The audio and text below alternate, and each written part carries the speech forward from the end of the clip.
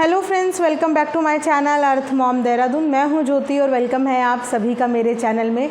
छोटों को ढेर सारा प्यार और बड़ों को राधे राधे। तो दोस्तों, आज का reaction video Anita ji and family के ऊपर होने वाला। आई होप कि आप लोगों को रिएक्शन वीडियो पसंद आए। कमेंट सेक्शन में प्लीज़ अपने अपने पॉइंट ऑफ व्यू ज़रूर शेयर कीजिएगा। इसी के साथ आज का रिएक्शन वीडियो हम लोग शुरू करते हैं। तो लोगों की टेंशन्स बढ़ गई थी क्योंकि अनीता जी का 2-3 दिन से कोई वीडियो व्लॉग नहीं आया था और जैसा कि प्रिडिक्ट किया गया था, जैसा कि हमने सोचा था, एग्जैक्टली वैसी ही चीज़ें हुई हैं। क्योंकि एफआईआर की दोनों कॉपी देख के ये जो लोग थोड़ा बहुत भी लॉ को जानते हैं वो बहुत आसानी से समझ गए थे कि इस वक्त अनीता जी की फैमिली बहुत ज़्यादा स्ट्रेस में है। और इसीलिए शायद उन्होंने कम्युनिटी कल पोस्ट भी करी थी कि मेरा कोई भी वीडियो शूट करने का मन नहीं कर रहा है, व्लॉग बनाने का मन नहीं कर रहा है। क्योंकि इंसान जब मेंटली डिस्टर्ब होता है तो फिर उसका किसी भी चीज़ में मन नहीं लगता और दिल नहीं लगता। और आप लोग नोटिस करना कि पिछले 1-2 दिन से हमें लकी, ललित और लाला जी साथ में नज़र भी नहीं आ रहे हैं। उनके व्लॉग में देखने को भी नहीं मिल रहे हैं कि वो लोग आखिर क्यों वीडियो के अंदर नहीं आ रहे हैं। क्योंकि लास्ट वीडियो उन लोगों के साथ में तभी थी जब उन लोगों ने एफआईआर पूरा एक्सपोज किया था, बसंती वाला, और उसके बाद तीनों नज़र भी नहीं आ रहे हैं। तो थोड़ा सा टेंशन की बात और है। और यस, आज अनीता जी ने थोड़ी मोड़ी अपडेट दी है क्योंकि उन्हें भी एग्जैक्टली अपडेट के बारे में पता नहीं है। जहाँ पे उन्होंने भी यही बात बोली है कि कहीं ना कहीं उनका करा हुआ जो एफआईआर है वो दब गया है और बसंती वाला एफआईआर इस समय पे ऊपर है क्योंकि एलिगेशंस उसमें काफ़ी स्ट्रॉन्ग लगे हैं। और जो एलिगेशंस अनीता जी के थे वो एलिगेशंस के आगे काफ़ी छोटे हैं, मामूली हैं। इसीलिए उनका जो केस है वो कहीं ना कहीं दब गया है। यहाँ पे अनीता जी ने आज चीज़ों की शुरुआत कहाँ से हुई वो भी बताया। और जो एक गलतफहमी थी या ये जो एज्यूम कर रहे थे सब लोग कि ये जो मैटर है ये पूरा प्रॉपर्टी का है, क्योंकि एक्चुअली देखने में ऐसा ही लग रहा था, फीलिंग भी ऐसी आ रही थी कि मैटर प्रॉपर्टी का है। और प्रॉपर्टी का ढंग से बंटवारा ना होने की वजह से एक दूसरे के एरिया में एक दूसरे की एंट्रेंस है और इसी वजह से दोनों के बीच में आए दिन कहासुनी होती रहती है। लेकिन यहाँ पे अनीता जी ने यह बात क्लियर करी कि हम लोगों की कोई भी लड़ाई नहीं थी और हम लोग पिछले बहुत समय से एक दूसरे से बात भी नहीं करते थे। ये जो शुरुआत हुई थी ये इंसिडेंट होने के 20 दिन पहले से हुई थी, जब सिर्फ इस चीज़ के लिए डांटा था बसंती को, जो कि आप लोगों ने भी वीडियो में कई बार सुना होगा कि लाला जी ने डांटा था। तो डांटने का रीज़न भी यहाँ पे अनीता जी ने बताया है कि दादाजी के साथ लाला जी कुछ बात कर रहे थे और उसका शूट गोल्डी कर रही थी। तो लाला जी ने गोल्डी को वही चीज़ करने के लिए मना किया कि हम यहाँ पे प्राइवेट बात कर रहे हैं या कोई पर्सनल बात कर रहे हैं तो तुम शूट क्यों कर रही हो, जिसमें गोल्डी ने बोला कि मम्मी ने शूट करने के लिए कहा है तब का। तो उस चीज़ पे लाला जी ने बसंती को डांटा था, जिसके बाद लाला जी के बच्चे भी आ गए और गोल्डी का फ़ोन उन्होंने चेक किया। फ़ोन चेक करने के बाद उसकी फ़ोन में वीडियो मिली थी। ये पूरी कहानी अनीता जी ने सुनाई है। और अब मैं ये भी नहीं कहती कि उनकी सुनाई हुई हर कहानी सच्ची होगी या बसंती की सुनाई हुई हर कहानी सच्ची होगी, क्योंकि इस वक्त जो मैटर इन लोगों की फैमिली का चल रहा है थोड़ा सा वर्बल बातों में बिलीव करना मुश्किल हो गया है। बट स्टिल हम दोनों के ही पक्ष सुनेंगे और दोनों के ही पक्ष में बातें करेंगे। तो वहाँ से गोल्डी की फ़ोन में वो वीडियो मिली, जिसके बाद लाला जी ने डांटा था। और अनीता जी का कहना ये भी है कि पहली और आखिरी बार था कि लाला जी ने बसंती को डांटा था। उसके बाद 20 दिन के बाद बसंती के भाई वहाँ पे आए और इस तरीके से पूरा प्यार से बात करी और उसके बाद उनसे ये सवाल किया कि तुमने हमारी बहन को 3 बार क्यों मारा। और यही बात बसंती भी अपनी वीडियो में बता रही है बार बार कि बसंती को 3 बार मारा था। चलो, बसंती ने अपनी ऑडियंस से जो झूठ बोला, अगर हम 1% ये सोच लें कि बसंती ने ऑडियंस को झूठ बोला कि उनके साथ 3 बार मार पिटाई करी है, लेकिन अपने भाइयों से भी क्या उन्होंने झूठ बोला? कि अपने भाइयों को फंसाने का उनका प्लान था या वो चाहेंगे कि उनके भाई भी इस झूठ में फंस जाए? क्योंकि अपने भाइयों से भी उन्होंने सेम शिकायत करी कि इन्होंने मुझे 3 बार मारा है। और आज अनीता जी ने भी यही बताया कि इसी मुद्दे के साथ उनके भाई ने लाला जी के साथ कंप्लेन करी, शिकायत करी कि आप लोगों ने हमारी बहन को 3 बार क्यों मारा है। और यही बात को प्रूव करने के लिए वो लोग शायद वहाँ पे गए, दादाजी के सामने गए और दादाजी ने इस बात पे ना हाँ बोला ना बोला, उन्होंने कुछ भी नहीं बोला। दादाजी ने इस चीज़ पे कोई भी इंटरफेरेंस नहीं किया और उसके बाद चीज़ें जो है वो धीरे धीरे बढ़ गई। बातचीत हो रही थी, बातचीत के बाद उन्होंने ये बोला कि सामान यहाँ पे देखो, कोई यहाँ पे लोग आते जाते हैं, ये बिखरा हुआ है, वो बिखरा हुआ है। इस तरीके से बात, जो छोटी छोटी बात थी, वो बात का बतंगड़ बन गया और इन लोगों के बीच में हाथापाई हो गई।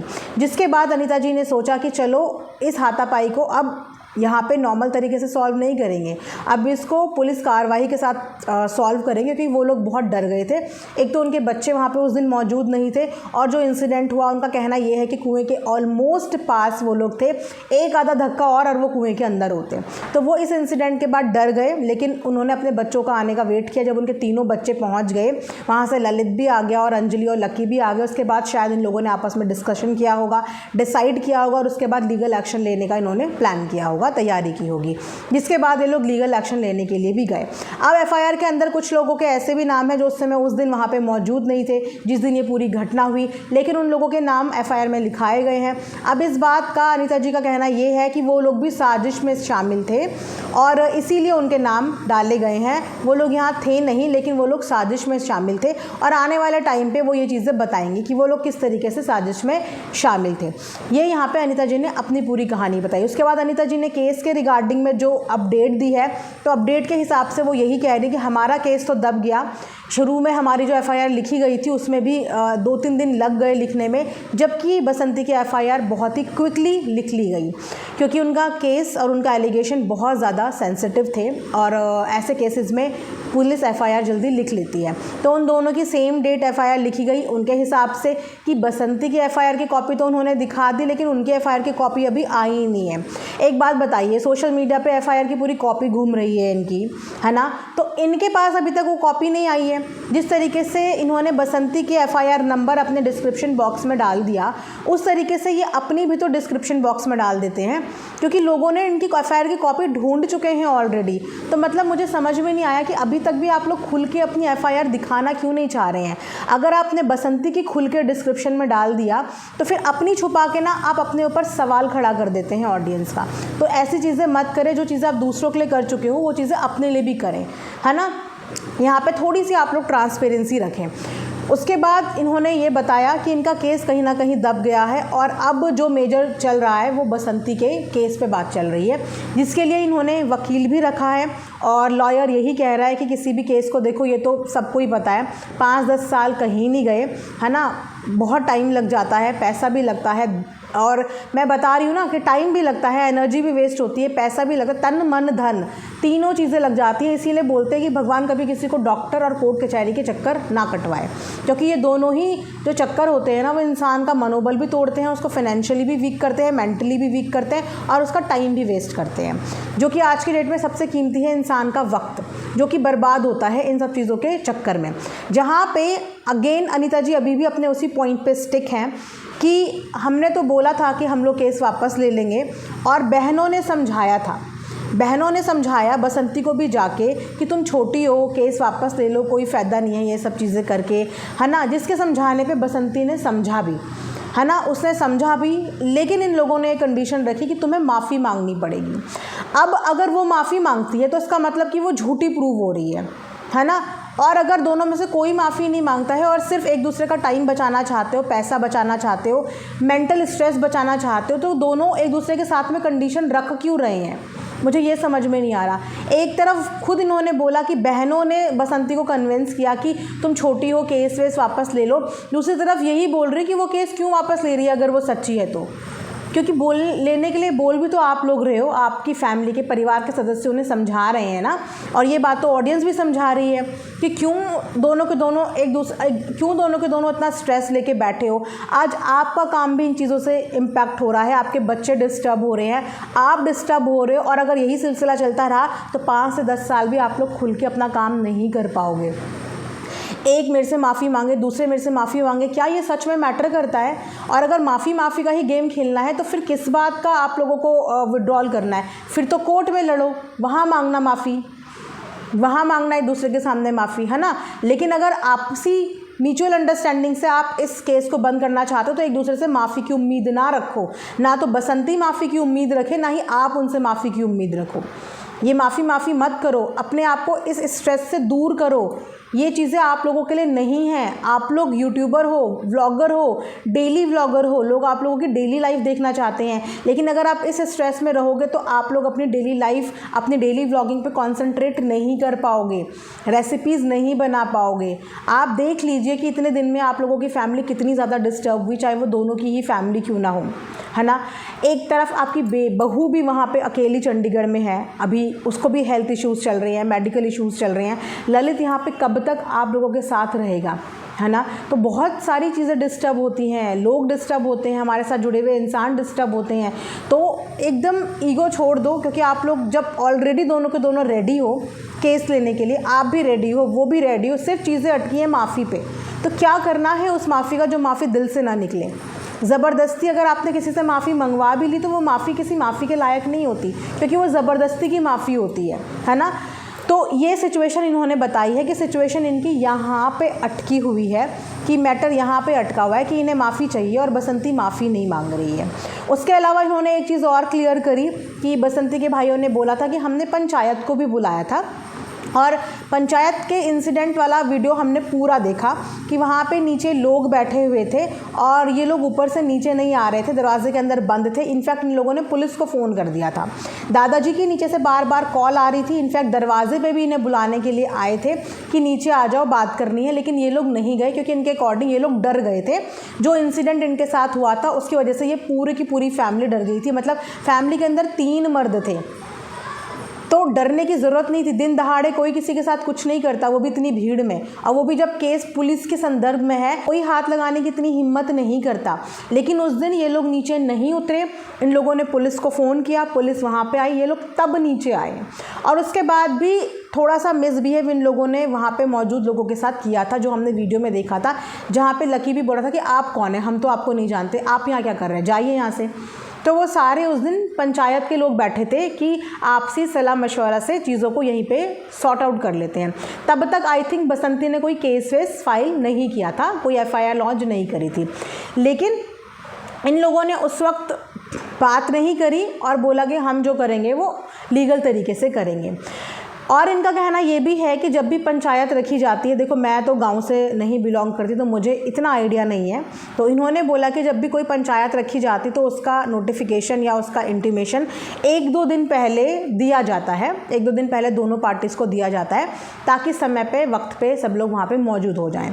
इनका कहना ये है। लेकिन बसंती के भाइयों ने पंचायत रखी तो कोई भी जानकारी प्रायर नहीं दी, पहले से नहीं बताया कि ऐसे ऐसे कोई भी पंचायत होने वाली है। उसके अलावा ये अभी भी साफ डिनाई कर रही हैं कि मेरे हस्बैंड ने, यानी कि लाला जी ने, कभी भी बसंती के ऊपर हाथ तक नहीं लगाया। वो बहू है, डांटा था, वो भी एक बार ही डांटा था, उसके अलावा कभी उसको नहीं डांटा। तो ये थोड़ी सी चीज़ ऐसा खटक रहा है, क्योंकि हमें भी पहले ऐसा लगता था कि लाला जी शायद कभी कुछ बोलते नहीं हैं। उनकी हमेशा से हमने वही इमेज देखी, कम बोलना, ज़्यादातर अपनी रेसिपी पे ही ध्यान देते थे, व्लॉगिंग में भी कम आना, कम बात करना। लेकिन इन बीते दिनों हमने लाला जी का एक अनदर चेहरा सामने देखा, जहाँ पे आप चाहे वो रोड वाला इंसिडेंट देख लो, जो व्लॉग इनका प्राइवेट हुआ, वहाँ पे भी सबसे ज़्यादा लाला जी लड़ रहे थे, सबसे ज़्यादा आगे चढ़ के वो लड़ रहे थे। घर में जब हुआ, जब वो पुलिस वाले सब आए थे, उस दिन भी लाला जी सबसे ज़्यादा बोल रहे थे। तो हमने लाला जी का सच बताऊं तो ये एक नया फेस था हमारे सामने, जो हमने भी ना पहले कभी देखा था, ना हमें पता था कि लाला जी भी बोलना जानते हैं। हमें लगता था कि इस घर में सिर्फ अनीता जी तेज हैं और वही सबको कमांड रखती हैं और वही सबसे ज़्यादा बोलती हैं, लेकिन नहीं, ऐसा नहीं है। लाला जी भी बहुत अच्छे से बोलना जानते हैं और वो भी बहुत अच्छे तरीके से बोलते हैं। तो पहली बार डांटा ऐसा नहीं लगता, क्योंकि पहली बार में इंसान कभी किसी को डांटने की हिम्मत नहीं करता, है ना। जब आप किसी को डांटते रहते हो तो तब आपको भी डांटने की आदत पड़ जाती है। पहली ही बारी में कोई इतनी ज़ोर से नहीं डांट देगा कि ऐसा हो जाए। तो थोड़ा सा चीज़ें अभी भी कॉम्प्लिकेटेड है, लेकिन केस की अपडेट अभी इन लोगों को भी नहीं, क्योंकि इनका केस दब गया है। अभी जो केस चलेगा वो बसंती वाला चलेगा, जो एलिगेशंस बसंती ने इन पे लगाए हैं वो केस चलेगा, और उन केस पे इनको अपने आप को डिफेंड करना है। अब ये कैसे अपने आप को डिफेंड करते हैं, क्या करते हैं, CCTV की फुटेज इन्होंने नहीं दिखाई। हालांकि पहले इन्होंने ही लैपटॉप, कैमरा निकालते हुए, चिप डालते हुए ये सारी चीज़ें रिकॉर्ड करी कि देखिए हमारे पास सब कुछ है। उसके बाद अब यही बोल रहे हैं कि हम सीसीटीवी की फुटेज यहाँ पे नहीं दिखाएंगे, हमें जहाँ पे दिखानी है हम वहाँ पे दिखाएंगे। तो अगर सीसीटीवी की फुटेज में ये सब कुछ होता तो इनकी एफआईआर लॉन्च होने में 1 मिनट भी नहीं लगता, ये भी फैक्ट है। अगर सीसीटीवी में आपके पास वो सबूत होते तो क्यों आपकी एफआईआर को 2 दिन तक डिले करा गया? आंखों देखी मक्खी कोई नहीं निगलता, और अगर पुलिस के सामने आप सबूत डाल दोगे तो पुलिस आपकी एफआईआर क्यों नहीं लिखेगी? क्योंकि जितनी भी कानूनी कार्रवाई है वो प्रूफ्स के बेसिस पे ही चलती है, प्रूफ्स के बेसिस पे ही चलती है, एविडेंस पे ही चलती है और आई विटनेस पे ही चलती है। जहाँ पे मोहल्ले के गांव के किसी लोगों ने इनका सपोर्ट कहाँ किया था? कोई वीडियो में आके बोलने को राजी नहीं था। दादाजी तक वीडियो में बोलने को राजी नहीं थे, आस पड़ोस के कोई लोग वीडियो में बोलने को राजी नहीं था। तो इनकी तरफ से कोई ना तो विटनेस के रूप में आया, और अगर फुटेज की बात कर रहे हैं, अगर वो होता तो शायद इनका 2 दिन का डिले एफआईआर में होता ही नहीं, है ना। अभी तक इनका केस दबता ही नहीं। लेकिन कहीं ना कहीं मुझे ऐसा लग रहा है कि एविडेंस की कमी पड़ रही है, और उसी वजह से ये कहीं ना कहीं प्रूव नहीं कर पा रहे हैं कि जो इंसिडेंट इन्होंने एग्जैक्टली बताया है वो उस दिन हुआ था, है ना। क्योंकि कानून की नज़र में बोलना सिर्फ एक कहानी होती है, चाहे आप कितने सच्चे क्यों ना हो। वो सिर्फ प्रूफ्स के आधार पर ही किसी के भी खिलाफ कोई भी एक्शन लेते हैं, वो बिना प्रूफ्स के आधार पे कुछ नहीं सुनते हैं। वो लोग आए भी थे, इन्होंने खुद बताया कि एफआईआर लिखने के बाद वो लोग इन्वेस्टिगेशन करने आए भी थे। लेकिन इन्वेस्टिगेशन में आपने वहाँ भी सुना होगा कि उन्होंने बोला कि ये बचने बचाने में चीज़ें हुई हैं। ये उन्हीं के स्टेटमेंट थे जो वहाँ पे डिपार्टमेंट के लोग आए थे, बचने बचाने में हुई हैं। उन्होंने कोई बॉदर नहीं किया, क्योंकि अगेन कोई प्रूफ नहीं उन्हें मिला, कोई एविडेंस उन्हें नहीं मिला। तो इनका केस कमज़ोर होने के ये 2-3 रीज़न हैं कि शायद इनके पास एविडेंस की कमी है, कोई बोलने नहीं आ रहा है, कोई उस दिन बताने नहीं आ रहा है, और ये लोग अपने आप को कैसे प्रूफ करेंगे। हालांकि मेडिकल हुए होंगे, मेडिकल रिपोर्ट वहाँ दिखाएंगे, लेकिन फिर भी कानून गवाहों पे, एविडेंस पे चलता है। यही तो हमारे देश का कानून है, और इसीलिए न्याय मिलने में बहुत टाइम लग जाता है, बहुत वक्त लग जाता है। ये होता है हमेशा से। तो मैं अभी भी यही बोलूँगी कि दोनों को इस समय पे थोड़ा सा ठंडे दिमाग से अपना अपना गुस्सा, अपनी अपनी ईगो को एक साइड रख के बस ये सोचिए कि क्या आप लोग अगले 5-10 साल तक लड़ने के लिए तैयार हैं। अगर आप लोग तैयार हैं तो कोई प्रॉब्लम नहीं है, आप जाइए, करिए अपना मेंटल पीस भंग, करिए अपनी चीज़ों को कॉम्प्लिकेटेड। लेकिन अगर आप लोग 5-10 साल अपना वेस्ट नहीं करना चाहते हैं तो ठंडे दिमाग से किसी से किसी चीज़ की उम्मीद मत रखो। फ़िलहाल मैटर ये करता है कि ये जो पचड़े में आप लोग फंस गए हो ना, इस जाल में, इससे बाहर निकलना ज़रूरी है। इस कंडीशन से, इस प्रॉब्लम से बाहर निकलना ज़रूरी है। तो थोड़ा इससे बाहर निकलने पे फोकस करो। किसी से माफ़ी मंगवा के कोई फ़ायदा नहीं है। वो इंसान जब दिल से माफ़ी नहीं मांग रहा है ना, तो क्यों माफ़ी के पीछे पड़े हो। समझदारी से काम लो, आप लोग समझदार हैं। ये कोर्ट कचहरी का चक्कर बहुत बेकार चक्कर होता है, इससे तो भगवान ही बचाए किसी को, डॉक्टर के चक्कर और कोर्ट कचहरी के चक्कर। तो आप लोग भी अपने आप को इससे दूर रखो, और जैसा आपकी ऑडियंस आपको देखना चाहती है, आप लोग वैसा वीडियो ब्लॉग अपनी ऑडियंस के सामने लेके आओ। क्योंकि आपको स्ट्रेस में देख के आपकी ऑडियंस को अच्छा नहीं लग रहा है।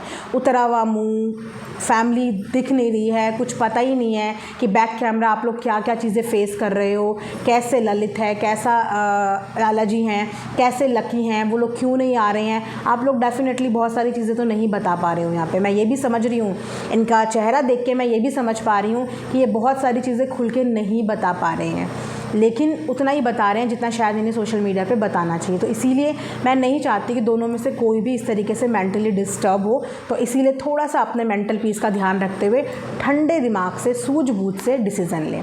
तो ये वीडियो मैं यहीं पे एंड करूँगी। आई होप आप लोगों को पसंद आया हो। मिलेंगे नेक्स्ट वीडियो में, तब तक अपना ध्यान रखिए। Thanks for watching earth Mom Dehradun.